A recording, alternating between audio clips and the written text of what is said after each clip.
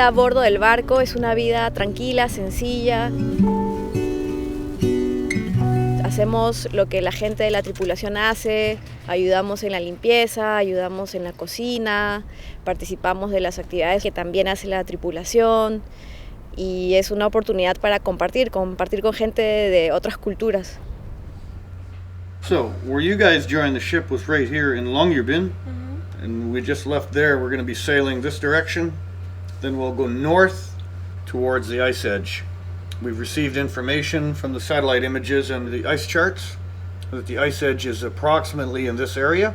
So once we get up to this location, the ship will go into the ice. Cuando te vas acercando al hielo con el barco y puedes ver la diferencia de colores entre el océano y el hielo, y luego cuando el barco entra abriendo camino a través del hielo en una masa gigante, blanca, que parece un rompecabezas, donde el mar y el hielo se juntan para hacer una explanada inmensa, inmensa y maravillosa, a la vez que vas sintiendo el sonido estruendoso con el casco del barco al ingresar. Es increíble y es algo que no me voy a olvidar.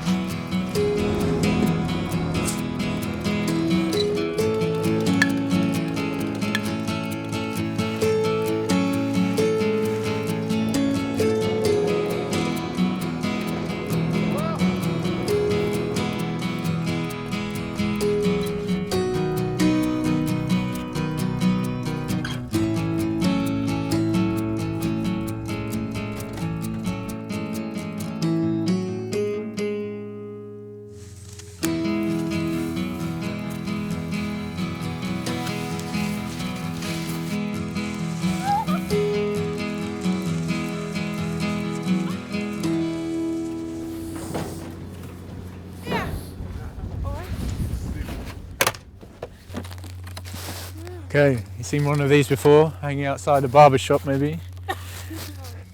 So our main objective for today is to take out an ice core, and then we allow the ice to melt and test the salinity after that. Besides of this, what other equipment do you use for your research?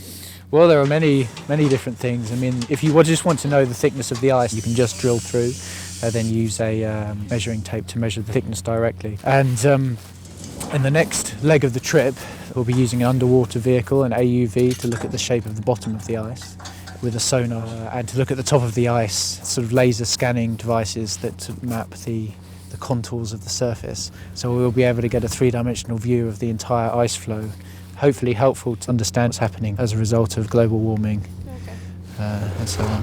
What happens when everything is gone?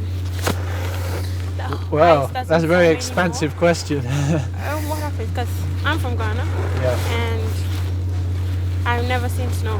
Yes. Ice doesn't form around us, so it's like two opposite worlds for me. Yes. So I don't see how it's going to be affecting me if I'm in Ghana or in Africa. Yep. So what happens when all of this melt? Does it have an effect on other continents like Africa? The Arctic acts as a kind of heat sink for the world, so the warm areas of the world tend to be cooled by the oceans, and the circulation tends to take heat away from the equatorial areas and hotter areas of the world. So certain places in Africa could become a lot hotter than they are now, and places which are vulnerable to droughts could become even more vulnerable to droughts.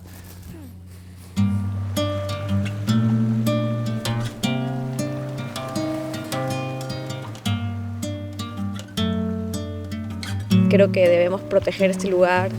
Lamentablemente sí podemos notar los cambios que se están dando. Se ha perdido más del 75% de la capa flotante de hielo en los últimos 30 años y tal vez sintamos que somos personas de lugares muy lejanos, pero en realidad sí nos afecta a todos.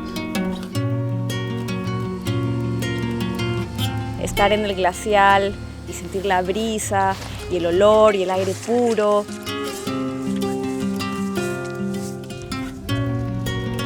Y es un paisaje que se complementa de una manera perfecta, como solo la naturaleza lo sabe hacer. So what is the difference between sea ice and a glacier? Well, glaciers could be thought of, I suppose, as frozen rivers. Okay. And so they're fresh water, and the ice in them results from precipitation, from snow falling and becoming compressed under the weight of further snow. And they flow slowly into the ocean and break off icebergs. So that causes the sea level to rise. Whereas sea ice, which is frozen seawater, can result in indirect sea level rise because more open water is exposed as the sea ice melts. The open water is darker, and it can cause the ocean to absorb more radiation and the heating of the Arctic, which in turn causes the retreat of glaciers and the melting of ice sheets, for example, the ice sheet on Greenland. That can have very significant consequences all over the world. Low-lying areas of the planet, such as Bangladesh and any low-lying coastal areas, could potentially be inundated by seawater, which would affect potentially millions of people.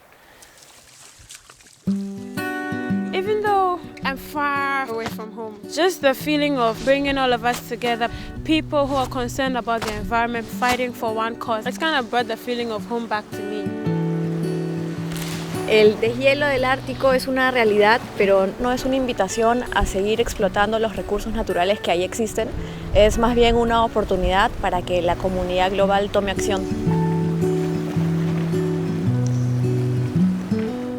Es lindo saber que estás en este lugar con gente tan diversa y de tantos lugares. Aquí todos juntos en realidad pensamos en lo mismo, que esto es una oportunidad para que muchas personas se unan y apoyemos esta campaña de salvar el Ártico.